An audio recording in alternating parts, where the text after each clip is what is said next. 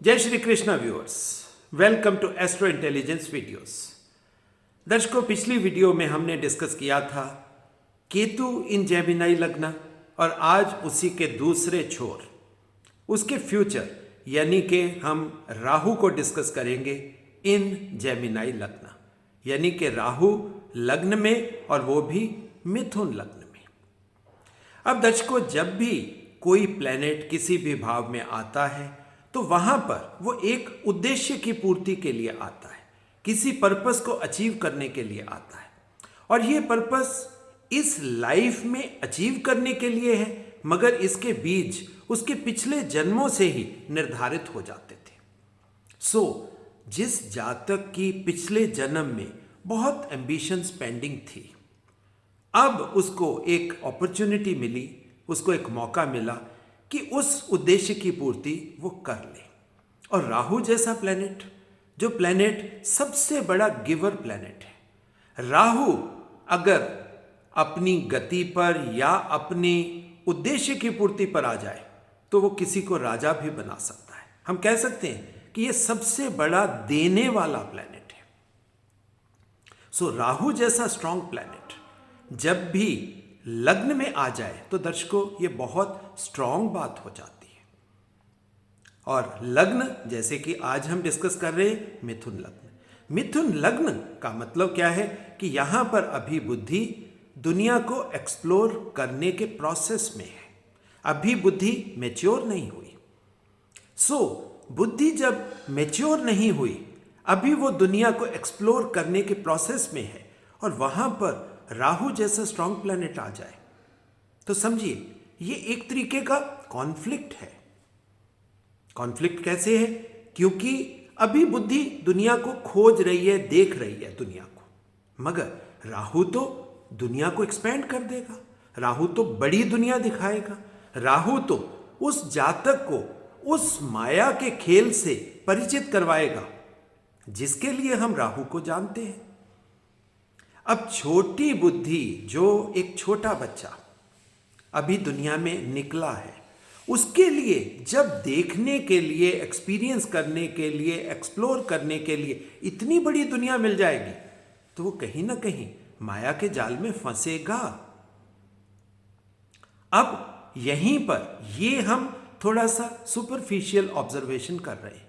थोड़ी सी जब हम डीप ऑब्जर्वेशन करेंगे, जब हम मिथुन लग्न के नक्षत्रों को देखेंगे। मिथुन लग्न की शुरुआत दर्शकों मृगशिरा से होती है। अब मृगशिरा किसका नक्षत्र है? मंगल देवता का नक्षत्र है। वो जो जातक होगा मार्शल क्वालिटी वाला हो सकता है। मार्शल क्वालिटी अब जब राहु के साथ मिल जाएंगी तो आप समझ लो बहुत बोल्ड, बहुत डोमिनेटिंग, बहुत कॉन्फिडेंट। जैसे छोटे बच्चे स्कूल में कुछ सीख के आते हैं और वो एकदम से बड़ी बड़ी बातें, ज्ञान की बातें करनी शुरू कर दें, तो मृगशिरा में इस तरह का स्वभाव होगा, बुली करने वाला होगा। अब उसके बाद दर्शकों यहां पर बड़ा बढ़िया एक मिश्रण मिलने वाला है। उसके बाद मृगशिरा के बाद राहु का ही नक्षत्र आ जाएगा, वो आएगा आर्द्रा। अब राहु अपने ही नक्षत्र में अब वो पूरी बुद्धि को पोजेस करने के लिए आ गया। अब वो पूरी बुद्धि को अपने वश में कर लेगा, उस माया के खेल को दिखाने के लिए उस बुद्धि को प्रेशराइज करेगा, जिसमें अच्छी घटनाएं भी और नेगेटिव घटनाएं भी होंगी। तभी आर्द्रा है दर्शकों। आर्द्रा में भगवान शिव को भी गुस्सा आ जाता है जब उनकी सामर्थ्य से चीजें बाहर होने की स्टेज पहुंच जाती है।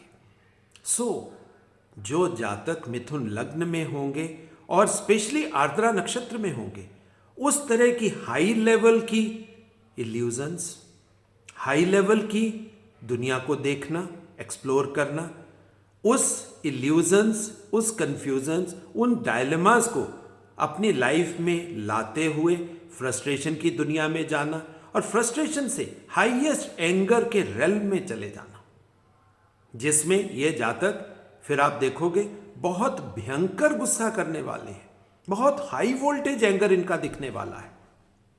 और आर्द्रा नक्षत्र और उस एंगर के बाद इनकी आंखों से आंसू आना भी निश्चित है। और तीसरा नक्षत्र दर्शकों जो यहाँ पर मिलेगा किसी भी जातक को, वो मिल सकता है जुपिटर यानी कि ज्ञान के देवता का पुनर्वसु। अब पुनर्वसु नक्षत्र ज्ञान के देवता का है, मगर यहां पर भी आप देखिए एक चीज पहले टाइम में कंप्लीट नहीं होने वाली। उस जातक को रेपिटेशन मिलेगी, उसी काम को उसको बार बार करना होगा जिससे उसे परफेक्शन मिले। अब ये है राहु का इनर फ्लेवर। अब राहु आप सब जानते हैं बहुत स्ट्रांग प्लैनेट है, मगर दर्शकों फलादेश सीधा सीधा निकालने में बहुत से लोग जल्दबाजी करेंगे और जल्दबाजी में उनसे गलती होगी। और वो गलती क्या होगी कि राहु या केतु जब भी किसी भाव में आते हैं तो वो अपनी तरफ से कोई भी रिजल्ट नहीं देते, वो डायरेक्टली अपने आप को एक्सप्रेस नहीं करते। जिस भाव में बैठेंगे, जिस प्लेनेट के साथ बैठेंगे, वो उसके थ्रू अपना एक्सप्रेशन दे देंगे। अब राहु मिथुन लग्न में है, तो मिथुन लग्न का मतलब क्या हुआ, उसके देवता है बुध। तो वो बुध यानी कि वाणी के थ्रू एक्सप्रेस करेगा, बुद्धि के थ्रू अपने आप को एक्सप्रेस करेगा।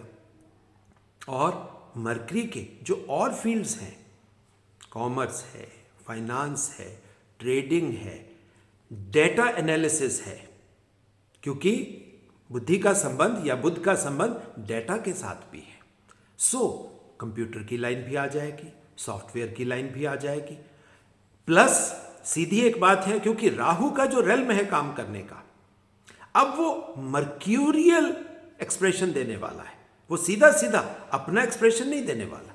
जब मरकरी के थ्रू उसका एक्सप्रेशन आएगा तो आप समझ सकते हो कि आदमी जो वो जातक है जो मिथुन लग्न में पैदा हुआ जहां पर राहु है, तो पहली बात वाणी, दूसरी बात उसकी क्रिएटिव स्किल्स, तीसरी बात उसके मैथ अकाउंट करने की कैपेबिलिटी। आप समझ सकते हो कि ऐसा जातक शकुंतला देवी जैसा हो सकता है, क्योंकि कंप्यूटर से भी फास्ट। अब कंप्यूटर का डोमेन भी आप जानते हो राहु का ही है। जब राहु मरकरी कॉम्बिनेशन हो जाती है तो दर्शकों हम इसको बोलते हैं एक्सेप्शनल बुद्धि, हाईएस्ट लेवल के इंटेलिजेंट लोग, मगर गुस्से वाले लोग। अब वो गुस्सा आर्द्रा नक्षत्र के थ्रू, राहु के थ्रू आता है। और दूसरी बात दर्शकों, आप इस बात को याद रखें कि राहु जेमिनाई में एग्जॉल्ट करता है। राहु को कह सकते हैं कि वो अपनी उच्चतम अवस्था ले रहा है, उसका एक्सप्रेशन हाईएस्ट लेवल पर होगा। आप समझ सकते हो हाईएस्ट लेवल के एक्सप्लोरर्स, रिसर्चर्स, बड़े बड़े साइंटिस्ट, बड़े बड़े वक्ता और बहुत स्ट्रॉन्ग वाणी के ऊपर कंट्रोल करके बोलने वाले, डोमिनेटिंग तरीके से लोगों को इन्फ्लुएंस करने वाले लोग आपको यहां पर मिलेंगे। अब दर्शकों थोड़ा सा राहु के माध्यम से हम आज पूरे चार्ट को एक्सप्लोर करने की कोशिश करते हैं, समझने का प्रयास करते हैं। जब राहु लग्न में हो तो राहु का प्रभाव, लग्न क्या है, आदमी का शरीर है, तो शरीर के ऊपर वो राहु मरकरी कॉम्बिनेशन जिसमें मंगल देवता का भी इंपैक्ट आपको मिलेगा, उसके शरीर के अंदर आपको ऐसी संभावनाएं दिखेंगी। बच्चे जैसा होगा क्योंकि मरकरी के थ्रू एक्सप्रेस कर रहा है, उसका चेहरा एवर यूथफुल होगा, मगर एक राहु की डिफरेंट तरह की पर्सनैलिटी, डिफरेंट तरह की खींच, जिसको हम कहते हैं अट्रैक्शन, वो डिफरेंट तरह की होगी। जब राहु मरकरी कॉम्बिनेशन होता है दर्शकों, खूबसूरत तो ये लोग होते, मगर ये ट्रेडिशनल खूबसूरत नहीं होते।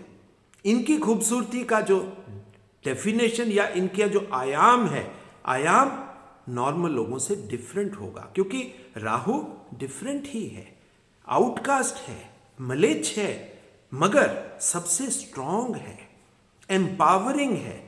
और इस जातक के अंदर, अब मैं आपको बहुत ऑथेंटिकली ये बात बोल रहा हूं कि ये जातक बहुत बड़े हिप्नोटिस्ट हो सकते हैं।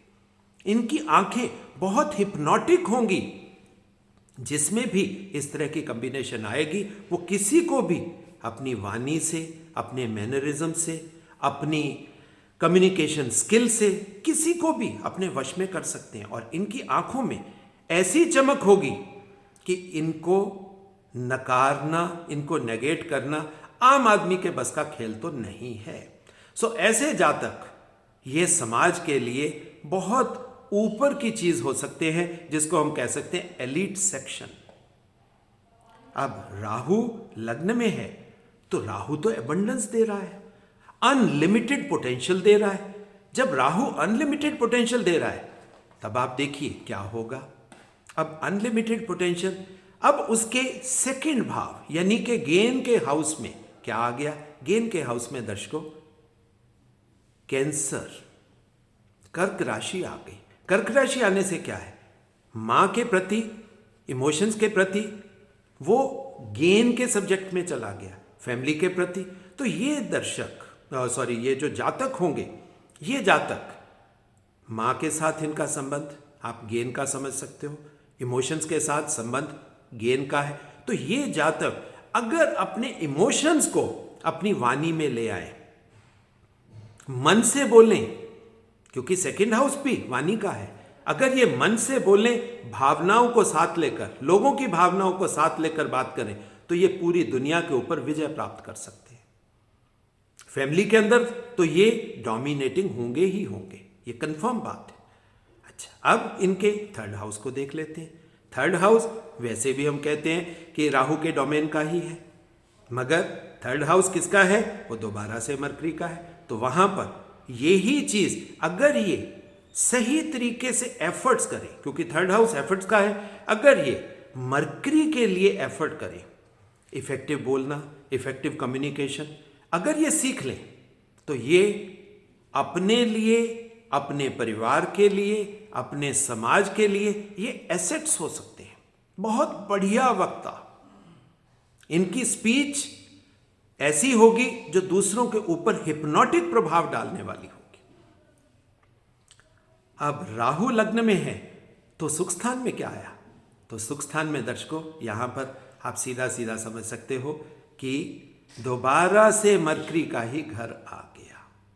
मरकरी का घर आने से क्या हुआ कि सुख इनको वो वाणी के थ्रू, कम्युनिकेशन के थ्रू, डेटा के थ्रू, कंप्यूटर के थ्रू, या उन चीजों के थ्रू जो रियलिटी में एग्जिस्ट नहीं करते, क्योंकि राहु का रेल्म क्या है? रियलिटी से परे, जिसको हम पैराफिजिक्स कह सकते हैं, पैरानॉर्मल चीजें कह सकते हैं, यानी कि जो हमें आंखों से दिखाई देता है, राहु उससे आगे काम करता है।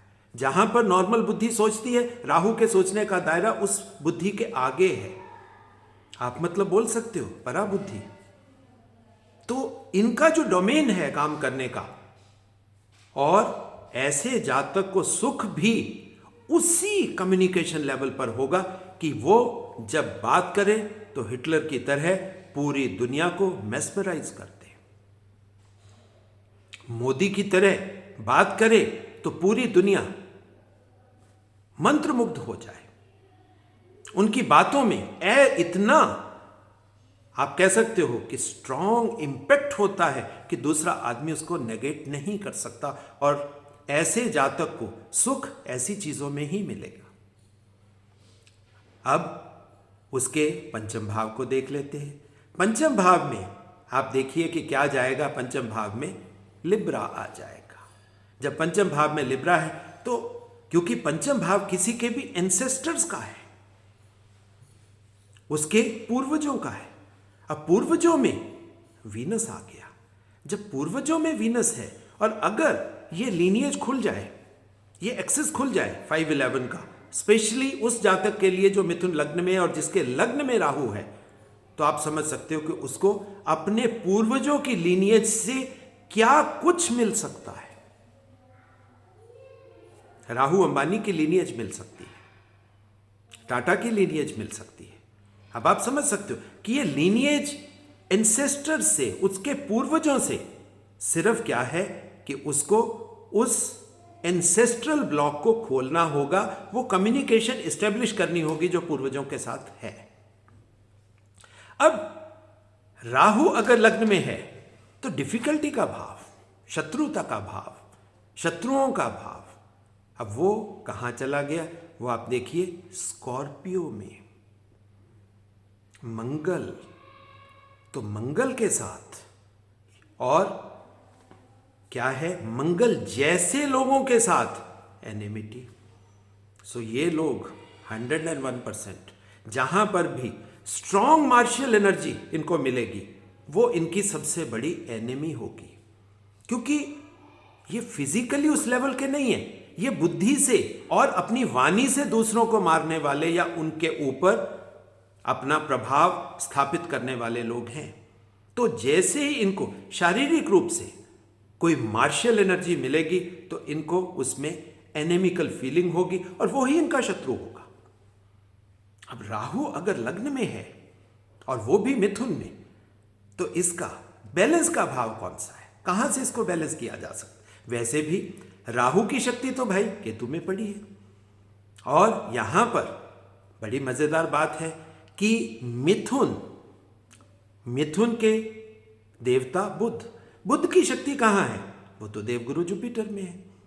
सो देवगुरु जुपिटर की प्रेजेंस यहां पर उनके लिए एक तरीके का भाग्य के द्वार खोल देगी। अगर ऐसे इंसान को कोई बहुत बढ़िया स्ट्रॉन्ग फिलॉसफर, गाइड, गुरु मिल गया तो आप समझ लीजिए कि वो सोने पे सुहागा हो गया। मगर ये बात कंफर्म है कि गुरु के साथ भी इनका संबंध कोई लॉन्ग लास्टिंग संबंध नहीं होगा, क्योंकि केतु है। या तो वो गुरु से डिटैच कर देगा या ये अपने गुरु को डिटैच कर देंगे। तो डिटैचमेंट तो दर्शकों आनी है। जब डिटैचमेंट आनी है तो आप समझ सकते हो कि ये जितने लोग हैं जब शुरुआत करते हैं तो इनकी लाइफ में कोई उसी तरह का चाणक्य जैसा गुरु होता है, मगर ये विक्रमादित्य नहीं है। ये राहु इन मिथुन लग्न है, ये अपने गुरु को डिटैच कर देंगे, छोड़ देंगे, या उनका गुरु ही अपने शिष्य को छोड़ जाएगा। अब देखते हैं इनकी बड़ी डिफिकल्टीज। इनका मिस्ट्री हाउस कौन सा है? तो मिस्ट्री हाउस में दर्शकों यहां पर आपके लिए एक बहुत बढ़िया एनर्जी आपको मिलेगी और वो होगी शनि की। अब शनि इनकी हर तरह की मिस्ट्री को सॉल्व करने वाला प्लेनेट होगा। अब इन जातकों को यही बात है, क्योंकि वहां पर शनि की अष्टम में मौजूदगी, आप कह सकते हो कि अगर इन्होंने वायु के थ्रू, अपने प्राणों के थ्रू उस साधना के रास्ते को पकड़ लिया जिससे इनका मन कंट्रोल होता है, और मन कहां पड़ा है इनका? वो गेन के हाउस में है। तो जैसे ही इन्होंने मन को साधा, और मन को साधने के लिए इनको प्राणायाम और प्राणों की साधना यानी कि विपස්සना, इस तरह के अगर ये रास्ते पकड़ लें तो इनका अष्टम एक्टिवेट हो जाएगा, और अष्टम के एक्टिवेट होते ही इनका गेन का सेकंड हाउस एक्टिवेट हो जाएगा। तो ऐसा नहीं है कि राहु के होने से चीजें अपने आप हो जाएंगी, क्योंकि राहु की दर्शकों, अब आप क्लियरली बात को समझ लो, राहु की एक्टिवेशन अगर हम नेचुरल कालपुरुष कुंडली में समझें तो वो शनि के थ्रू है। अपने आप कुछ नहीं मिल रहा। हम कहते हैं कि केंद्र स्थानों में राहु का होना एक बहुत स्ट्रांग राजयोग है, और लग्न में हो जाना तो सबसे बड़ा राजयोग है। तो ये राजयोग फलित होगा उस साधना के थ्रू, जो कर्मों के थ्रू या प्रभु के प्रति समर्पण के थ्रू, क्योंकि राहु का अल्टीमेट लिमिट कहां है? वो तो दर्शकों अमृत है। तो अमृत तक पहुंचने के लिए अब राहु की लिमिट ये दोनों तरफ जाती है। अगर स्पिरिचुअलिटी की बात करेंगे तो ये लिमिट अमृत तक जाती है, और अगर हम राहु की लिमिट की बात करेंगे मटेरियल चीजों में, राहु किसी को सबसे बड़ी सिद्धि दे सकता है। राहु किसी चाय वाले को दुनिया के सबसे बड़े लोकतंत्र का प्रधानमंत्री बना सकता है। ये राहु की लिमिट है, राहु का पोटेंशियल है, अनलिमिटेड है दर्शकों, कोई नहीं रोक सकता इस चीज को। अब अगर राहु लग्न में है, मिथुन लग्न में, तो इनके भाग्य स्थान में क्या पड़ा है? अब ये ही दर्शकों मजे वाली बात है, भाग्य स्थान में एक्वेरियस है।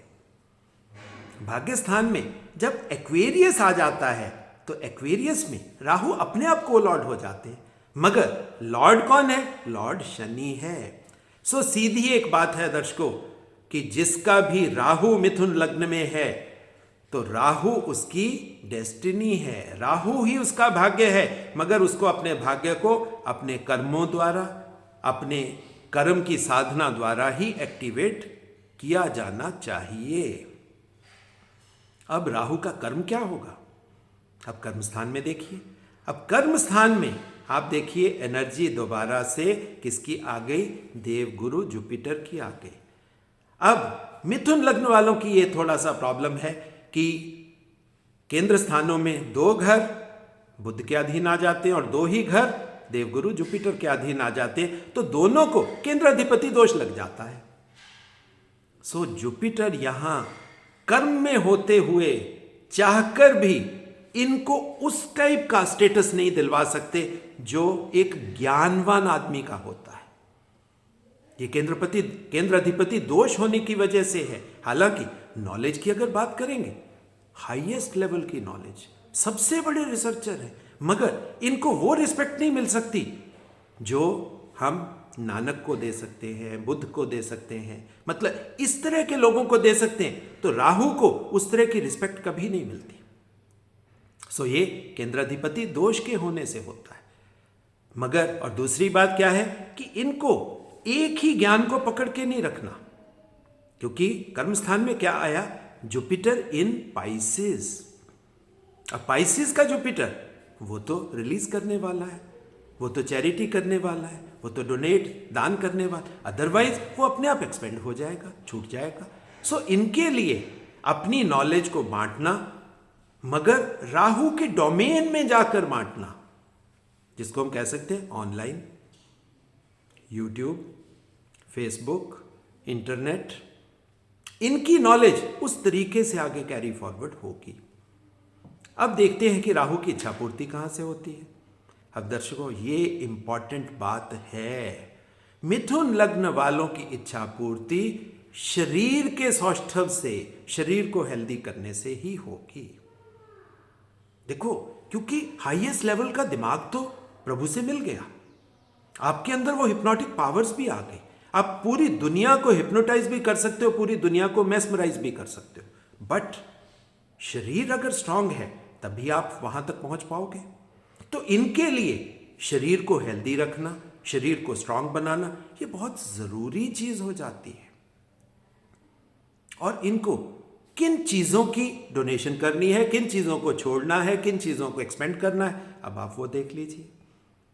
दर्शकों ये कंफर्म बात है कि इनको अपनी फैमिली को छोड़ना पड़ेगा,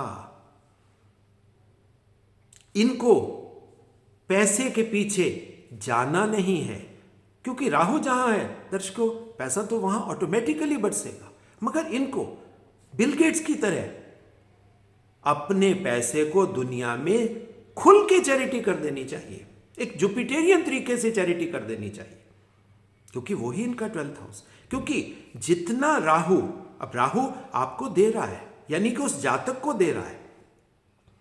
अब मिलना एक चीज है, अब आपको भी मालूम है कि कोई चीज आपके साथ स्थायी तो रहनी नहीं है, दुनिया तो आपको छोड़ के जाना है।